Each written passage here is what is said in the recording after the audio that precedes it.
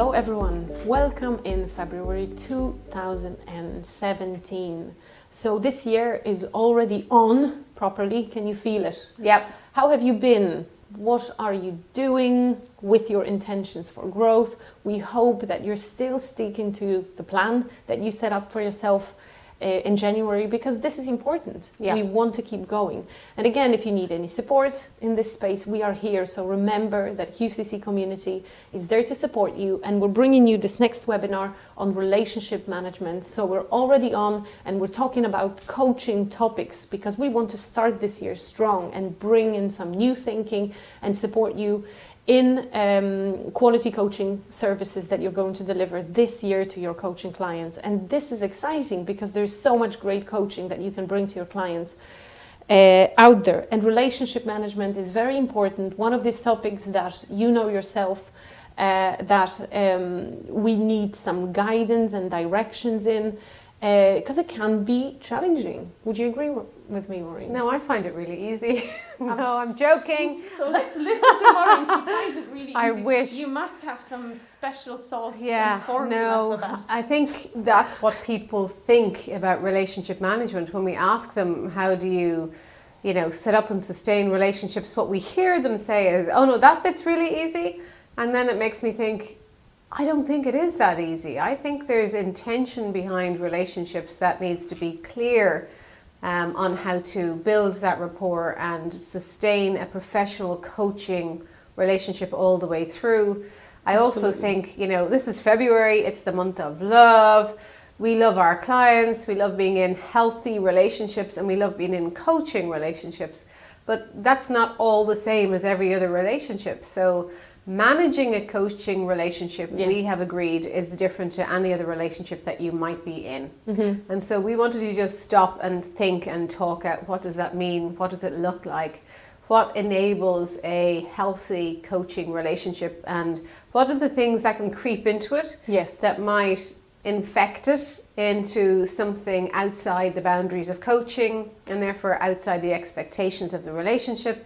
And then when good coaching goes bad is when good coaching relationships go away from the nuts and bolts of what a good coaching relationship should be. Yes. And I think with relationship management, it's so important in coaching to be aware of the topic, because this can really get in the way of clients' experience. It really has to be approached, and although we don't have a solution and answer, ideal answer to that, we can speak from our own experience, and we know that there has to be a plan in place in order to manage the relationship effectively. It's an action that has to happen in there so that your client can experience quality coaching, because the relationship management can be considered from a point of view of coach, but also the client and how they interact within that relationship, because they are on the other side of it, on the receiving end of it. Totally. Would you agree with that? Totally. And I think what tends to happen, we know, is clients have an expectation from the relationship. Yes. And then it starts and they're really engaged and excited and feel free in that relationship to say what they've been wanting to say for years, to share their thinking, their intimate thinking, their challenging thinking. And so for them, the relationship takes on a whole new role of, this is a very important person in my life. And they can then mix that up with, this is a very important relationship in my life. And they forget about that it's a coaching relationship and that it has a beginning, a middle, and an end. And so your client will often be the driver away from the coaching relationship because they're enjoying it so much. And their perspective of the relationship becomes and can become, oh, well, she's a friend of mine, or he's a friend of mine. I can tell them everything. I can tell them everything, and I can tell them about them, and I can bring stuff in outside the agenda. And the clear rules and guidelines and ethics and practice that we put a lot of effort into learning and putting into place start to get a little bit blurred, and so the relationship gets blurred. And the client is often the first person to bring those blurred lines in. But we know from talking to coaches and being coaches, sometimes we can be the ones that want to blur the lines for the purpose of, we really like our clients. We really want them to succeed. We really think they're lovely people. if it was outside of this situation we're in, they're probably the sort of person that you might want to be friends with. Yeah. And if you met them through an extended social circle, you would probably be sitting next to them and having, a cup of tea and talking about really nice things, but that's not what this is. So we have to roll back, and we covered nuts and bolts in November last year. And part of this relationship management starts with the nuts and bolts of contracting and agreeing what this relationship will be. And then the trust is put in you as the coach. It's your duty of care to be entrusted with the guidelines of what that coaching relationship is. And you need to manage those guidelines on behalf of your client and on behalf of yourself. Otherwise, we know there's kind of two ends of the spectrum where this goes, right? It can be either a feel that it's a transaction, that we're just performing a service here, so we're taking away the hard part in it, or it could feel that we are really great buddies, friends, and then we're bringing only the hard, but there isn't much of the head stuff. Yeah. And even speaking from my own experience, because this topic was really important for me at the beginning of my journey as a coach. Yeah. Because I found myself basically not doing the educating client piece well enough, so that a lot of my clients were slightly confused about the nature of the relationship. And some of them went, as you said, towards the friendship part of it, and some were quite surprised by how personal it is. True. And after the first session would say to me, oh wow, a lot of questions, this is really personal, isn't it? And from there I thought, okay, I need to be a bit more specific in how I educate my clients, more specific about what's required from them within this relationship, and then maintain it throughout my coaching, during each session or at the beginning of each session, so that there are no blurred lines and they clearly understand what we're meeting for and what results will be achieved as at the end of it. Yes. This is really, it feels like a dance. There is a balance of head and heart in it. Yes, I agree. And I think so much has to be considered from the coach's perspective of what's going on in their life. Yeah. Okay, so we wanted to kind of touch off what are the things that can get in the way of the relationship, as well as what can enable it to be brilliant. Mm-hmm. So in our experience, although this is kind of a tough one, what can get in the way is what's going on in the coach's life. Let's start with the quality coaching model. Coach is at the bottom of it and supports the process and the competencies. So what's going on in the coach's life can absolutely infect and inform that relationship, right? So we have helped coaches get through the piece around, there's hardship going on in the coach's life. Maybe some relationships aren't going as well as they wanted to go. And they, as a coach, as a human, need support around relationships. And then they show up into this coach-client relationship, and they are feeling they're needed here, they're validated here, they're respected here, the things that they're not getting in their everyday life. And so the coach starts to feel that they have an input into the success of the outcomes for their client, and so they start to push the agenda more from their perspective. They ask questions more about their perspective, and also what happens is they ask of their client resources, thinking, information that ultimately is helping them and nothing really to do with the client's agenda. Okay. Mm-hmm. So we would encourage you, in order to have strong, healthy, consistent, quality coaching relationships, ensure that you take advantage of being coached yourself and absolutely step into supervision. Because for me, as a master coach, and having to get supervision and enjoying the power of supervision allows me recalibrate what a powerful coaching relationship is, and totally ensures that if there's any baggage or residue that I'm carrying because of the clients that I've had, gets cleared off and decluttered often, so nothing starts to consolidate. And I, as a coach, don't use the coaching relationship for anything that's hidden in an agenda for me that I may even be subconscious about. But it's such a powerful, amazing, privileged space to be. It's easy to ask of that relationship something that's not coaching. Not coaching, yes. Would you agree? Initially, I'm thinking, for me, what also got in the way was my own feeling of I have to do great.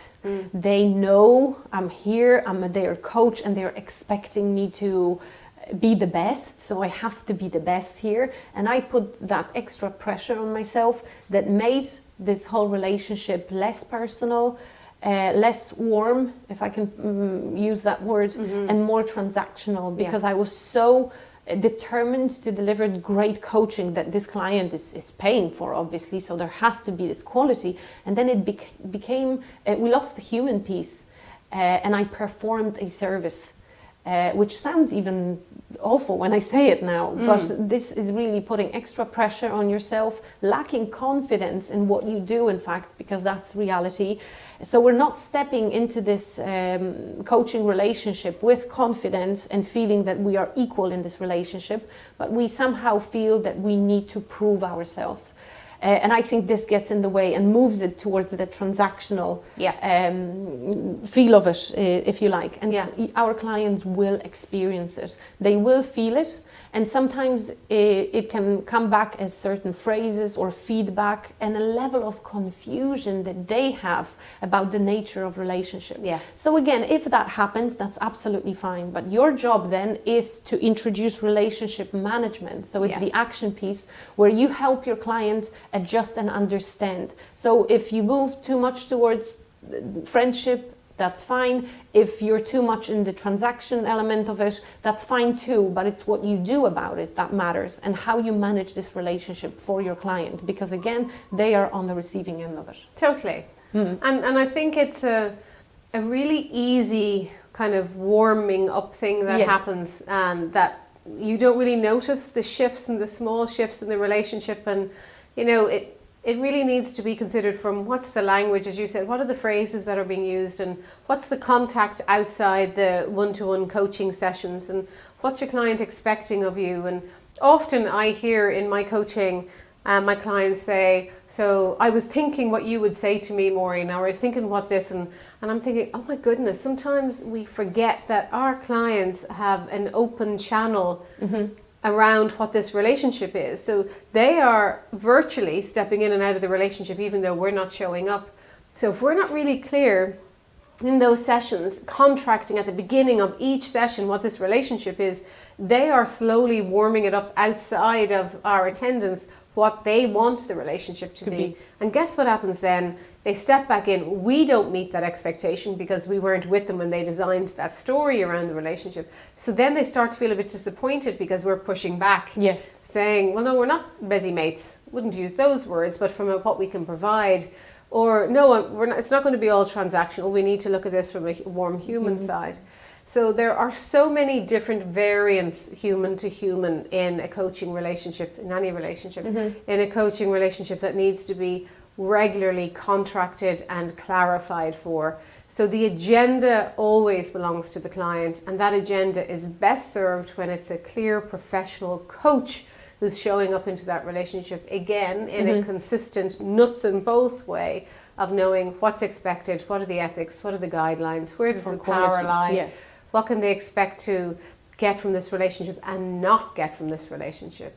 So the piece that we talk about and work on in QCC often are our boundaries as a coach, to make sure we don't allow those boundaries be encroached on, but also we don't open the door to ourselves as any other role than coach, because if we do, then it starts to get in the way and dilute the quality of the whole experience.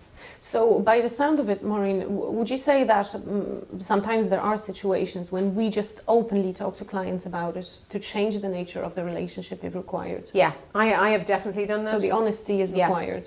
I have definitely done that, and I'm very conscious about using the language around that.